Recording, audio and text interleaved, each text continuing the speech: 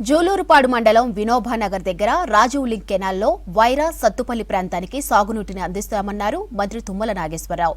భద్రాద్రి కొత్తగూడెం జిల్లా జూలూరుపాడు మండలం వినోబానగర్ వద్ద రాజీవ్ సాగర్ లింకు కెనాలకు నీటిని విడుదల చేసి గోదావరి నీళ్లకు ప్రత్యేక పూజలు చేశారు మంత్రి.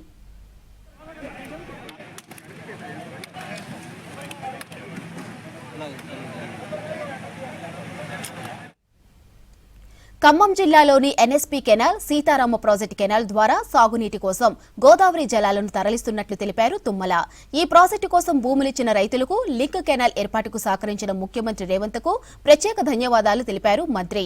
త్వరలోనే ఉమ్మడి ఖమ్మం జిల్లాలో అనేక రహదారులను పూర్తి చేసుకుంటామని తెలిపారు మంత్రి.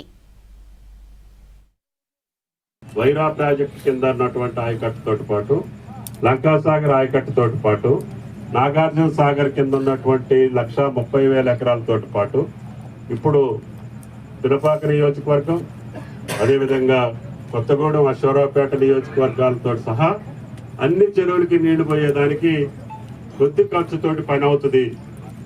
మీరు ఈ కెనాల్ నుంచి ఒక 100 కోట్లు ఇవ్వండి, మేము రైతుల్ని కాళ్ళు పట్టుకొనైనా సరే ఒప్పించి మేము కాలువ తీసుకెళ్తే సాగర్ నీళ్లు రావేమో, రాకపోయినా కూడా మేము పంటలు పండించుకుంటామని చెప్పి ముఖ్యమంత్రి గారిని భద్రాచలంలో అడిగినప్పుడు ఆయన పని జరిగితే చెయ్యండి అని చెప్పి జిల్లా కలెక్టర్లకి, అధికారులకు చెప్పారు.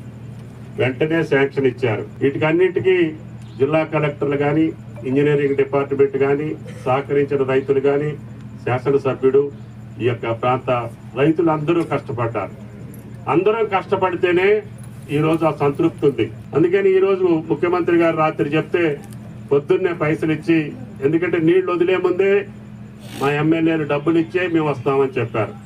కాబట్టి నీళ్లు అయితే వస్తాయి కానీ డబ్బులు వస్తాయో రావో అని చెప్పి భయంతో రాత్రి కూడా మాట్లాడి కలెక్టర్లు రాత్రి నిద్రపోకుండా ఆ యొక్క టోకెన్స్ పంపించి ఈరోజు 2 గంటల నుంచి 3 గంటల వరకు వాళ్ళు పైసలు వేశారు. ఈ 100 కిలోమీటర్లు ఉన్నటువంటి మెయిన్ కెనాల్కి ల్యాండ్ ఎక్విజిషన్ చేసి, అదేవిధంగా ల్యాండ్ ఎక్విజిషన్ చేసే లోపల ఎక్కడ వాగులుంటే, ఎక్కడ వంకలుంటే మారేళ్లపాడు లిఫ్ట్ ఇరిగేషన్ దగ్గర నుంచి పినపాక నియోజకవర్గంలో ఇదే జూన్ కల్లా 35,000 ఎకరాలకి వెళ్ళేటటువంటి తుమ్మల చెరువు లిఫ్ట్కి అది కూడా నేను ప్రారంభోత్సవం చేస్తానని చెప్పి కూడా ఈ సందర్భంగా మనం చెప్తున్నాం.